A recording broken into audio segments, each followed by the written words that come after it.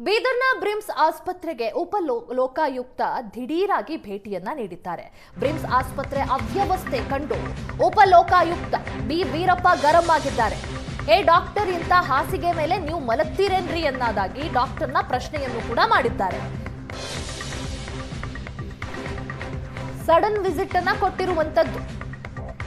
ಆಸ್ಪತ್ರೆಯಲ್ಲಿ ದಿಂಬು ಹಾಸಿಗೆ ನೋಡಿ ವೈದ್ಯರಿಗೆ ಕ್ಲಾಸ್ ಅನ್ನ ತೆಗೆದುಕೊಂಡಿದ್ದಾರೆ ವೀರಪ್ಪ.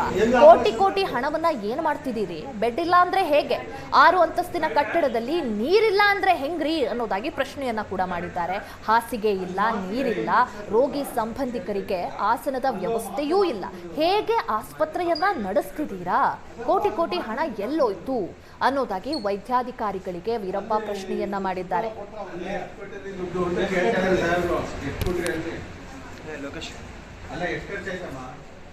ಬೀದರ್ನ ಬ್ರಿಮ್ಸ್ ಆಸ್ಪತ್ರೆ ಲ್ಯಾಬ್ನಲ್ಲಿ ಇದೇ ಸಂದರ್ಭದಲ್ಲಿ ಕಂತೆ ನೋಟು ಕೂಡ ಪತ್ತೆಯಾಗಿದೆ.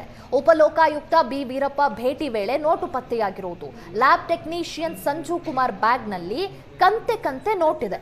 ಲ್ಯಾಬ್ನಲ್ಲಿ, ಆಸ್ಪತ್ರೆಯ ಲ್ಯಾಬ್ನಲ್ಲಿ, ಲ್ಯಾಬ್ ಟೆಕ್ನಿಷಿಯನ್ ಬ್ಯಾಗ್ನಲ್ಲಿ ಸಂಜು ಕುಮಾರ್ ಬಳಿ ಇದ್ದ 1 ಲಕ್ಷ ನಗದು, 1 ಲಕ್ಷ ಹಣದ ಚೆಕ್ನ ಮಾಹಿತಿ ಕೇಳಿದಾಗ ತಡಬಡಿಸಿದ್ದಾರೆ ಸಂಜು ಕುಮಾರ್. ಸರ್ಕಾರಿ ಲ್ಯಾಬ್ ಟೆಕ್ನಿಷಿಯನ್ ಬಳಿ ಇಷ್ಟು ಹಣ ಹೇಗೆ ಬಂತು ಅನ್ನೋ ಪ್ರಶ್ನೆಯನ್ನ ಕೂಡ ಮಾಡಿದ್ದಾರೆ.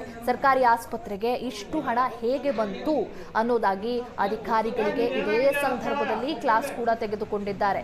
ಬ್ರಿಮ್ಸ್ ಲ್ಯಾಬ್ನಲ್ಲಿ ಸಿಕ್ಕ ಹಣ, ಚೆಕ್ ಜಪ್ತಿಗೆ ಉಪಲೋಕಾಯುಕ್ತರ ಆದೇಶ ಕೂಡ ಆಗಿದೆ. ಸುಮೋಟೋ ಕೇಸ್ ದಾಖಲಿಸುವಂತೆ ಬಿ ವೀರಪ್ಪ ಇದೇ ಸಂದರ್ಭದಲ್ಲಿ ಸೂಚನೆಯನ್ನ ನೀಡಿದ್ದಾರೆ. ಮೊದಲಿಗೆ ದಿಢೀರಂತ ಆಸ್ಪತ್ರೆಯ ವೀಕ್ಷಣೆಗೆ ವಿಸಿಟ್ ಮಾಡ್ತಾರೆ. ಆಗ ಆಸ್ಪತ್ರೆಯಲ್ಲಿನ ಅವ್ಯವಸ್ಥೆಗಳನ್ನ ನೋಡಿ ವೈದ್ಯಾಧಿಕಾರಿಗಳಿಗೆ ತರಾಟೆಗೆ ತೆಗೆದುಕೊಳ್ತಾರೆ. ಅದಾದ ಮೇಲೆ ಲ್ಯಾಬ್ ವಿಸಿಟ್ ಮಾಡಿದಾಗ ಲ್ಯಾಬ್ ಟೆಕ್ನಿಷಿಯನ್ ಬಳಿ 1 ಲಕ್ಷ ನಗದು ಜೊತೆಗೆ ಚೆಕ್ ಕೂಡ ಪತ್ತೆಯಾಗಿದೆ. ಈಗ ಇದರ ತನಿಖೆಗೆ ಆದೇಶಿಸಿದ್ದಾರೆ.